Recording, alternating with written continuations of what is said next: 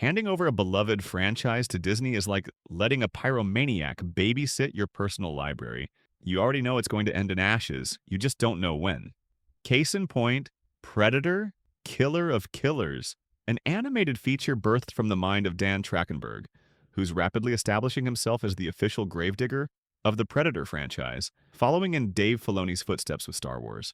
Killer of Killers is basically that bar conversation about imagine a predator facing off against insert any badass warrior from history here, transformed into a movie script. The result is a patchwork quilt disguised as an anthology film, stitching together three disconnected stories that culminate in a grand finale that makes you question your life choices. The premise actually has potential, but it's the perfect example of when ambition runs over common sense. Two of the stories manage to stand on their own, presenting interesting characters and creative situations. The third borders on ridiculous, and the ending makes me wish someone had recorded the creative process to turn it into a documentary about how not to make movies. The film kicks off with a bunch of Vikings thirsty for revenge, naturally commanded by a female warrior named Ursa, because everyone knows women were the best military strategists in the medieval era, right? It's Disney, folks. If there isn't a strong female lead calling all the shots, it ain't their product. Ursa and her gang complete their mission with the subtlety of a sledgehammer to the skull,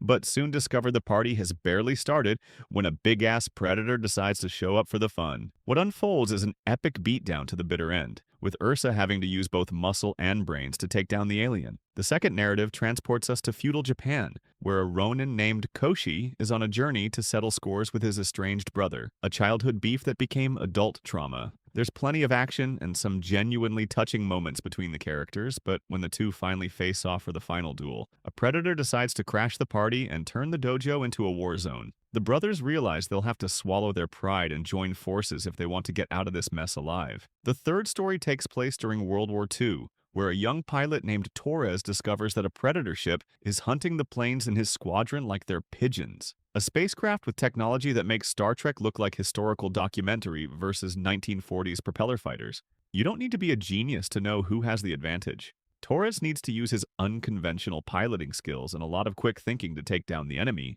before he becomes barbecue along with the rest of the crew. If things had stopped there, I would have been relatively at peace with life.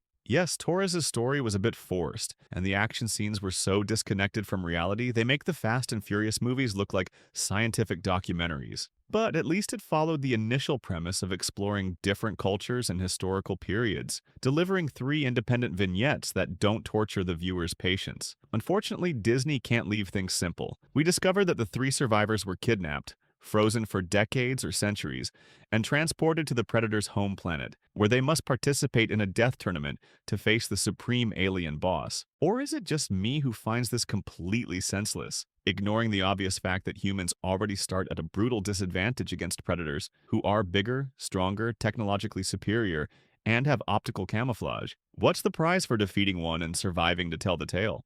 Well, you get abducted to the other side of the galaxy and forced to fight other humans to the death. And if by some miracle you survive that, then you get to face literally the most lethal predator in existence. This makes about as much sense as using an umbrella in a hailstorm. What the hell do they expect these poor bastards to do? They don't even know where they are or what's happening. Primitive people like Ursa and Koshi, who barely understand the concept of space travel, would probably go into complete shock before they could even think about strategy. I was under the impression that predators were a race based on a code of honor. If you can fight and defeat one of them, the others respect you and leave you alone because you've proven yourself worthy. Apparently, these ones here are first-class assholes or something. Naturally, the unlikely trio learns to collaborate and put their differences aside to escape, even without being able to exchange a single word in the same language. Then Torres magically becomes an expert in piloting alien spacecraft so the rest of the plot can roll. Of course, because World War II fighters and super advanced spaceships are practically identical when you stop to think about it, right? I also have no idea what he's supposed to do afterward, since he hasn't got the slightest clue where they are or how to get back to Earth. And even when they manage to escape, the Predators send an entire fleet after them.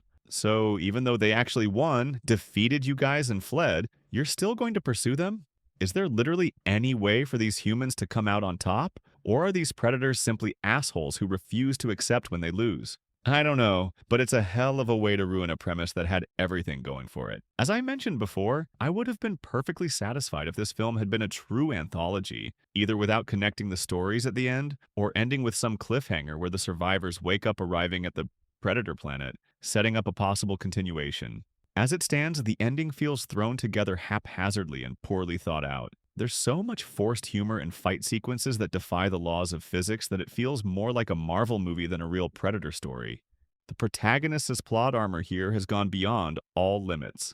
I lost count of how many times a Predator grabs a main character by the neck and simply hurls them across the screen when it could easily snap the guy in half. Or characters surviving falls and impacts that should have turned them into jelly. Or Predators magically forgetting how to fight the second a human jumps on their back and starts punching. This kind of thing is especially irritating and disappointing because the overall tone of the film is actually quite serious, especially the first two stories that have solid character development and genuinely engaging dramatic moments. You kind of have to turn a blind eye to the obligatory empowered woman elements in Ursa's story, but beneath the typical contemporary virtue signaling, there's a decent narrative about a traumatized woman who sacrifices everything for revenge until there's nothing left to live for except fighting and dying. The film also offers a peek into the Predator's homeworld and expands their culture and society, which I'm still not sure is something that really needs to exist, but there it is. Visually, I have no complaints about the film. The art style is competent, and